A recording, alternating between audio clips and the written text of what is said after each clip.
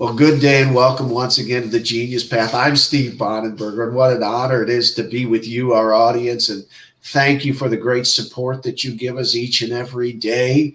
And today is a day that I have looked forward to for probably a month and a half or so. That's when I first connected with Jeff. I've been this guy, I told him, that's been on the outskirt of his life, kind of watching him with, these far, far binoculars, because the work he does is remarkable grace. And you're going to get to hear from this great man of God and this man that is serving humanity.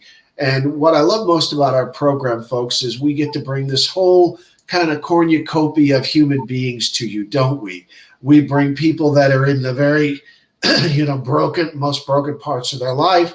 We bring professionals like myself who are in the service business. And then we bring people who have figured life out in many dimensions, and they're still struggling, because that's what human life is about, but who have dedicated themselves to the business of human improvement. And if you know anything at all about me, and many of you do because you watch us and you pay attention to our words, I'm in the business of human improvement. In fact, I would say I don't pay attention to anybody anymore that doesn't really want to be involved in the business of improving human lives. So with that, I'll just say I'm going to introduce you now to a man that I'm just getting connected with. His name is Jeff Rutt.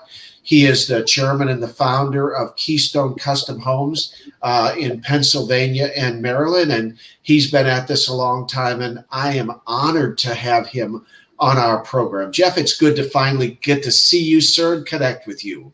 Great to be here, Steve. It's an honor. Well, it's so much fun to get to know you because, as I said, I've been, I hope you didn't feel like I was lurking around you. I've just been watching you, just paying attention to the work you do. So let's just start with you, Jeff. You've been at this for 29 years at Keystone. Tell us a little bit about how it started. How'd you get on this pathway, sir?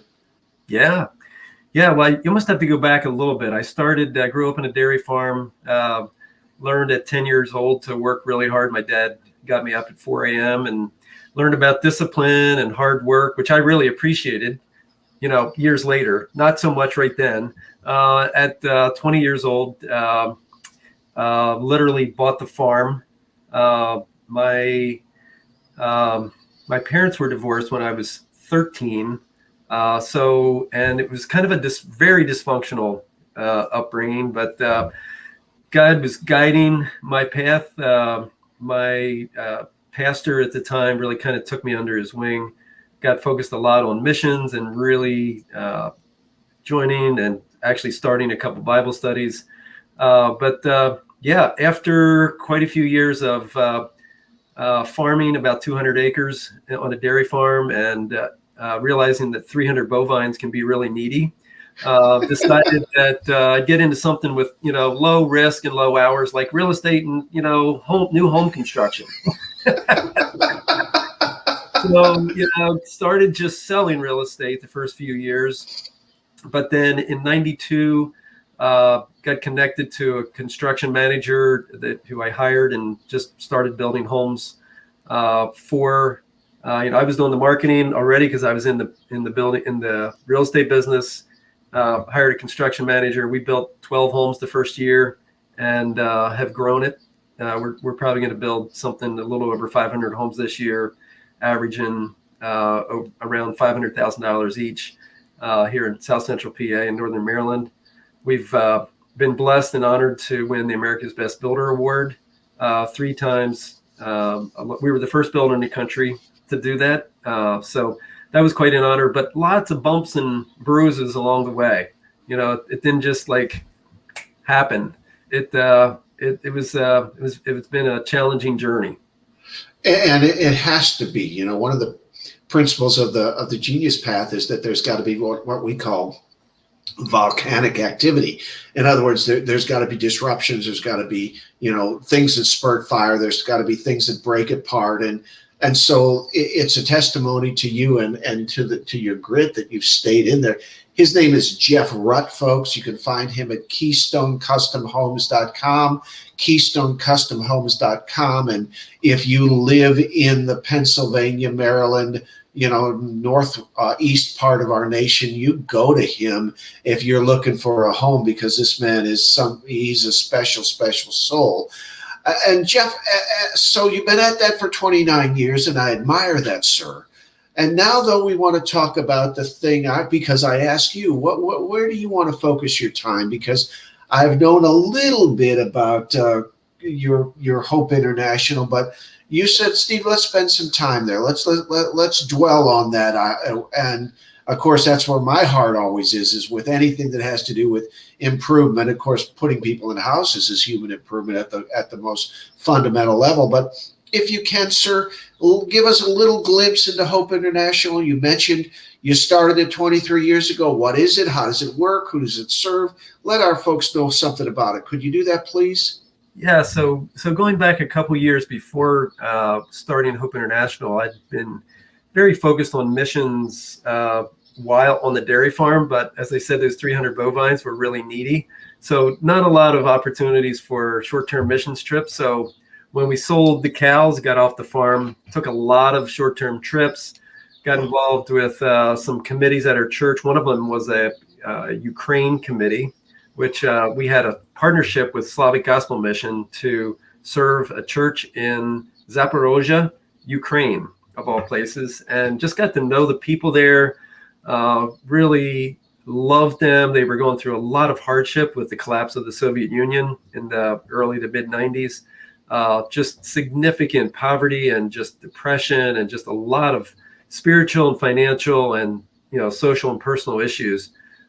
We at the time thought that the best way to help them, and this is very common here in the West, we focus on giving people stuff. How can we send money, send food, send whatever?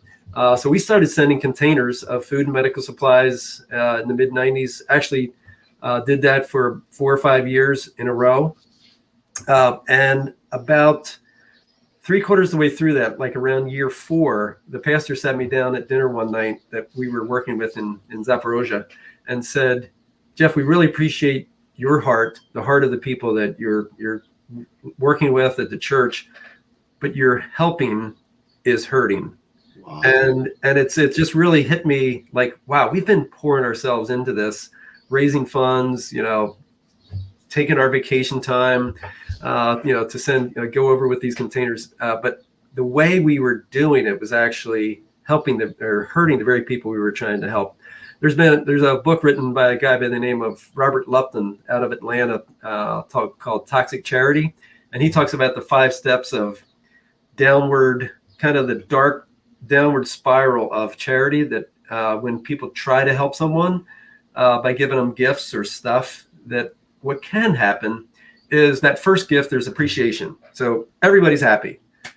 Donor checks off the list. Hey, I helped someone. The receivers are all happy. The second gift, there's some anticipation. Like, when's my next gift coming? The third gift, there's some expectation. Like, I'm now expecting your gift. When are you sending it? The fourth gift, there's some entitlement. Like, when is my gift coming? Because it's mine, even though you didn't send it yet. And that fifth gift, there's complete dependency. Like, I'm not going to even till my garden, my dacha this year, because you're sending food and medical supplies. So I don't need it. So I started looking at the combination of these things. I hadn't read the book yet, by the way, but we were like toxic charity addicts because we did this 5 years in a row. We hit all 5 cycles. Wow. Appreciation, anticipation, expectation, entitlement, and dependency. So I started looking around and say, wow, we've been going at this all wrong. And our intentions were good, but we've actually been hurting. So we started looking. I stumbled across another organization, another part of the world that was doing microfinance, combined it with some of the things that we wanted to do to impact this group of people spiritually, and said, let's start really small, but let's do some small loans with folks in this area. We gave out 12 loans the first year, had no idea if it was going to work, but it did. Fast forward, we're in 16 countries now around the world and serve about 1 million people. typical example of what Hope International does is I want to share a story about a gal by the name of Anastasia in Burundi, a very small country, Southeast Africa, one of the third poorest country in the world. But Anastasia had two little girls that she wanted to send to school, but couldn't afford it. Her and her husband's meager income was barely enough for them to survive, even putting food on the table. But they were for sure not going to be able to send these two little girls to school. And very few opportunities, no safety nets, like we would see here in Pennsylvania or Maryland at least. And but she had an idea, okay? Just like you and I have ideas from time to time. They're not all genius ideas, but she had a good idea. Now, I didn't think it was that great of an idea at the time. She wanted to buy 20 chairs and start a business leasing them out to couples getting married. Now, I would have thought, is that great of it? Is that business going to work? And is that model going to work in that? But fortunately, Hope International's model is we always have indigenous leaders in country. So we have on the ground local indigenous leadership. So her loan officer, who we say has the head of a banker, heart of a pastor, and the soul of a missionary, knew that, you know what, that idea, that'll preach, that has legs, because even though very poor village, very poor area, people still want to celebrate their weddings. So they'll lease these chairs. So she got a $20 loan. Yeah, so like 3 cups of Starbucks. She got a $20 loan to buy 20 chairs. They were $1 a piece, and started this small business. So fast forward to today, she has 200 chairs, 200 baskets, 200 place settings, and 3 wedding dresses, the small, medium, and large, that she leases out to these couples getting married and flourishing. Her dream is that someday those 2 little girls will go to the university there in Bujumbura, Burundi, and break that cycle of poverty with dignity. Good night. I love listening to you, man. His name is Jeff Rutt. You can find him at Keystone Custom Homes. We've been talking about Hope International, which is the micro lender that he doesn't know this, but I know something about that. But that's another topic. But at any rate, really, really powerful. I want you to go back to your triad, my triad. Here's my triad for my life. Are you ready, Jeff?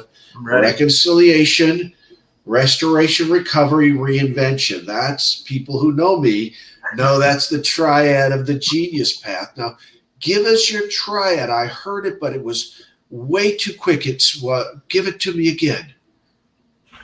So tell me more about what part of... You said something about he's a missionary, Christ-minded. Oh, okay. Yeah. So our loan officers in the field have the head of a banker. Oh, that's it. Go. Heart of a pastor and the soul of a missionary. Let's go slower. Head of a banker. So they're smart guys. Yes. And they understand finance, and they understand how loans are supposed to work. They also have the heart of a pastor. So they're nurturing. So they're looking for ways to truly help the people that they're giving a loan to. So they're not going to give a loan that's too much or too little or too high of a rate, too low of a rate. We do charge interest because we believe helping that family is, if you understand anything about microcredit, you want to get that family to a bankable state. You don't want them to be dependent on Hope International any more than they were dependent on a handout from someone else. And then the third piece is the soul of a missionary. So how can we use this platform, this amazing, powerful platform of Christ-centered microfinance, to reach people with the gospel and to disciple them long-term through a small group where we call them the 5W groups, where they have the welcome, worship, word, work, and wrap up. So it's you, me, and 3 other folks sitting around, in the village, and we're saying, how can we make this work? Joe can't make his payment today because 2 of the peeps of his chickens, his chicken flock died, and we're going to help him out because we know next week he's going to help us out. So there's solidarity, there's just mourning together and rejoicing together. His name is Jeff Rutt. He's the founder and head of Keystone Custom Homes in Pennsylvania and Maryland, and he's the head of Hope International, which he's been doing for 23 years. It's a Christ-centered microfinance group. You seek this man out, help him. If you know, one of the things that we do on our show, Jeff, is we always ask our audience to help. Go to Hope International, find their website, help him. You know, expand the mission, expand the vision. Let God do something because of the work of this man and because you heard him on our program. Jeff, let's do this. I always like to have time for the Holy Spirit to have something to say in the interviews I get the privilege of doing. So if God is saying something to you, sir, you've got a platform, a megaphone. There are people that are going to hear your voice that haven't heard of you, don't know of you, but they're glad to connect with you now. They're glad to be, have their interest piqued by you. What does God want to say through you? What's the message on your mind these days that you've been noodling upon? Tell our folks something about it. So before I answer that question, I just want to clarify. So I am the founder, chair of the board of Hope International. However, Peter Greer, who's written 13 or 14 books now, I can't keep track. So Google his name and check out Mission Drift and Rooting for Rivals and all the other, the 12 other books that he is our Hope International's president and CEO and has been for the last 16 or 17 years, and just been a true blessing to work alongside of him. Thank you for that correction, sir. I didn't know that. Yeah. I am so passionate about the organization, but I would be remiss if Peter has just grown the organization and just been an amazing leader and visionary. And I'm sorry. Now I lost focus on your question. No. So the question is, what's God been saying to you, and what's the message that you've got in your heart these days? I want to hear it. Yeah. So, what's interesting, especially over this past year with so much divisiveness, and even in, the different circles that you and I speak and listen in, can we just focus on Jesus? Amen. Can we just, what is it that would please God and love people? That's enough, isn't it? It is. It's not complicated. It's not complicated. Please God, love people. Please God, love people. I love that. Jeff, I want to just say thank you for being on our program. I hope you'll come back. I hope that you and I will build a good relationship. And if not, no worries. It's just been an honor to hear your voice and meet you, sir. And I'm just so glad and thrilled that we were able to have this time together. Folks, if you want to find him, go to KeystoneCustomHomes.com. His name is Jeff Rutt. You know how to find us. TheGeniusPath.com, TheGeniusPath.com. Go there, get a copy of the Eightfold Genius Path. Start your journey. We're in the business of reconciliation, reconstruction, and reinvention. I say it to you every single day because it is the mission and the calling of my life to help broken people. Till next time, I remind you that I'm Steve Bonenberger, and this is the Genius Path. Travel far. Thank you, Steve.